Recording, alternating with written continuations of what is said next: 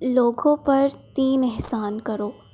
Number 1، نفع نہیں دے سکتے تو نقصان نہ کرو۔ نمبر 2، خوش نہیں کر سکتے تو رنجیدہ نہ کرو۔ اور نمبر 3، تعریف نہیں کر سکتے تو برائی نہ کرو۔ بغیر عمل کے علم حاصل کرنا ایسے ہے جیسا کہ گدھے کا وزن اٹھانا اور مصیبت میں مبتلا ہونا۔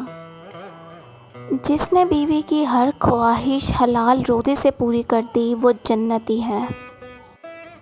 جو استعمال ہوتا ہے وہ ترقی کرتا ہے اور جو استعمال نہیں ہوتا وہ ضائع ہوتا ہے۔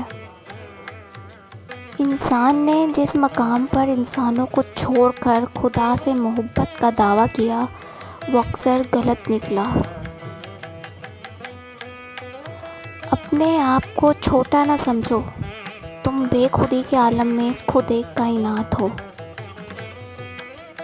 جب آپ رب سے محبت کرتے ہیں تو وہ آپ کے دلوں میں انہی لوگوں کو بسنے دیتا ہے جو آپ کی محبت کے اہل ہوں۔ جو کچھ تمہیں نظر آ رہا ہے اس میں کچھ باقی نہ رہے۔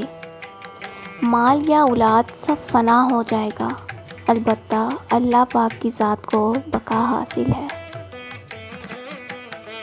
کسی انسان کی سوچ بڑھنی ہو تو اس سے مشورہ کر لیں، اس کے مشورے سے اس کا انصاف، نیکی، بدی اور علم سب جان لیں گے۔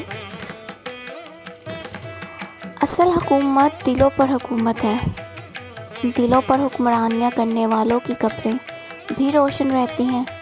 اصل طاقت احترام پیدا کرتی ہے، خوف نہیں۔ رشتہ جتنا مضبوط ہوتا ہے رنجشیں بھی اتنی زیادہ ہوتی ہیں، لیکن جو لوگ فاصلوں کو سمیٹنے کا ہنر جانتے ہیں ان کے لیے محبت ہمیشہ مہربان رہتی ہے۔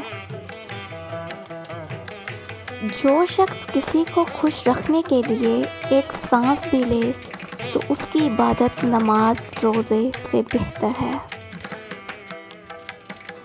کوئی انسان دکھ اٹھائے بغیر سکھ کی قدر کیسے کر سکتا ہے؟